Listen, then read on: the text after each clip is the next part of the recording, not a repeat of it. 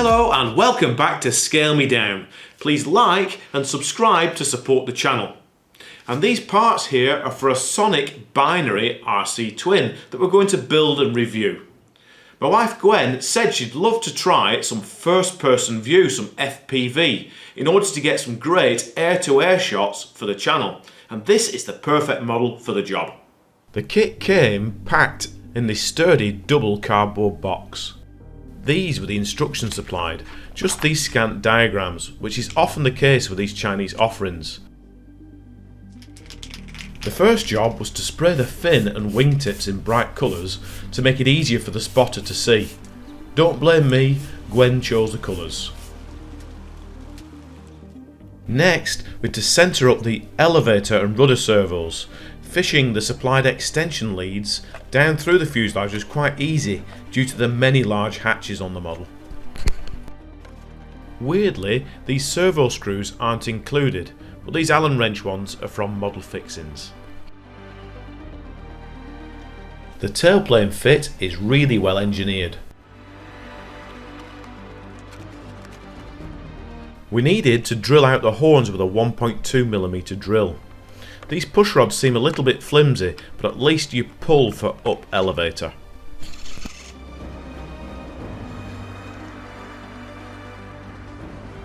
We also used U-Pour to fit the fin, which interlocks into the tailplane.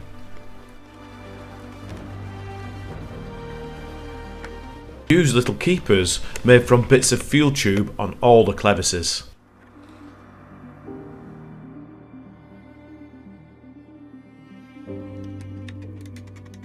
Trimming the little covers to fit. There are many of these vacuum form mouldings that must be cut to fit, as there are covers galore. A nice addition, however, is this vacuum moulded belly protector. Here, Gwen's fitting the motors to the handed plywood firewalls with the supplied bolts and thread locking compound.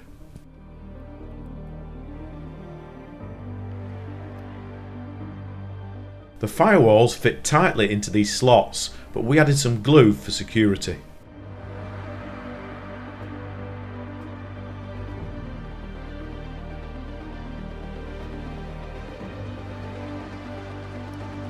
The wings are moulded with the provision for flaps. You just have to remove a little bit of foam with a sharp knife to get them to work. Also, notice the carbon fibre stiffeners on all the control surfaces and throughout the airframe.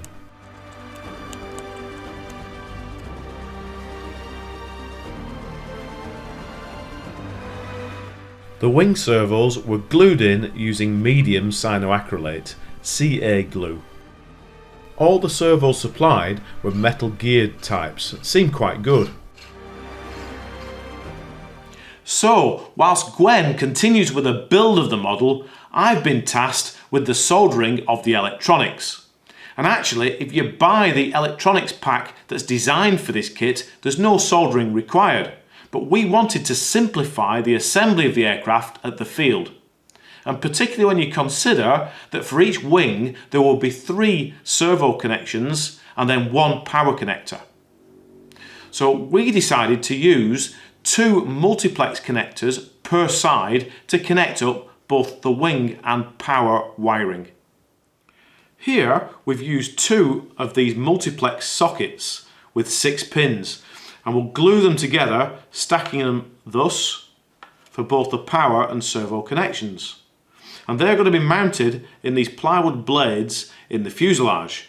And this hole here that was supplied with the kit is almost made to measure for these 2 stacked connectors. A tiny amount of foam surgery will be required in order to relocate these speed controllers slightly further into the wing, and that's to leave enough space for the multiplex plugs to be mounted here at the root rib. And again, these will be glued and stacked together like so. I've also had to group together the servo power wires in order to leave enough pins on the connector for the servo signal wires. So here Gwen is marking and cutting away a bit of foam to move those speed controllers a bit. and this is only because we made this modification, of course. As the propellers are handed, now's a good time to check that the motors both rotate inboard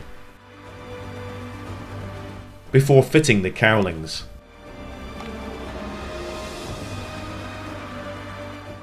And now here's a view of the auto-connecting wing connections when you put the wings on. Then we can balance and fit the propellers and we're all done. That was a very quick and enjoyable build, and we were both very impressed with the fit and finish of all the components. It was a good job it was easy though, as the instructions are abysmal and there isn't even a centre of gravity or control throws listed. Here we are after around 4 hours building. The build was quite easy as the parts fit together quite well, it's well manufactured. And the addition of the plug-in auto-connecting wing connections has made it super convenient out here at the field. Now before we move on to doing any first-person view with this model, we need to get it set up, we need to be comfortable with flying it, and we need it all trimmed and everything. So let's first conduct the maiden flight.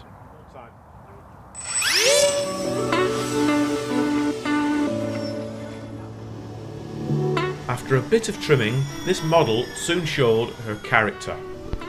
It's very stable and docile and has a wide speed range.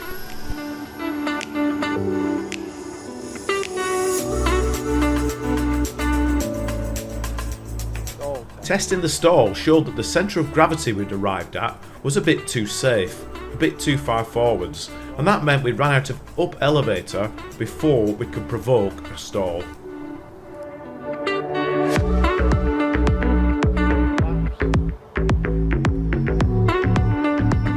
Repeating the test with flaps set also showed that the flap to elevator compensation needed dialling back a little bit.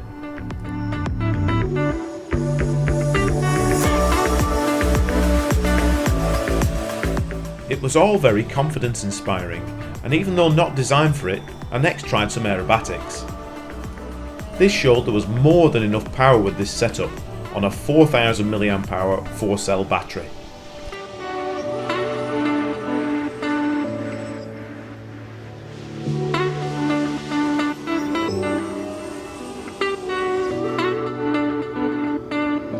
I was curious to see if I could perform a touch and go using that belly protector.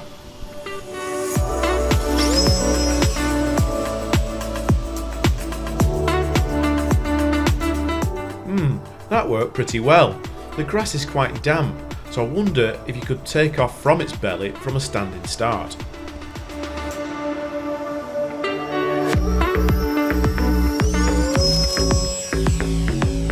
Yes, it certainly will.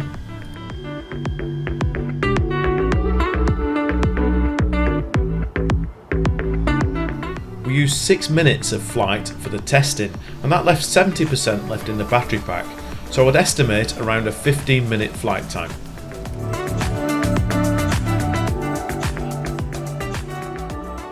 A successful maiden flight. I'm really happy with it. There's not much we had to change. In fact, just the centre of gravity is a touch too safe, a touch too far forwards that is. Had to trim it of course, and the flap to elevator compensation is a bit too keen, so I shall dial that back a little bit. But other than that, it's super stable, super docile, there's loads of power on hand as you can see. It should be perfect for the job we have intended for it. Our next step is for both Gwen and myself to get used to flying this model as a normal radio control model as you've just seen. Then join us for the next episode where we'll fit the FPV, the first person rig, to this platform. That should be interesting. Thanks for watching and we'll see you next time.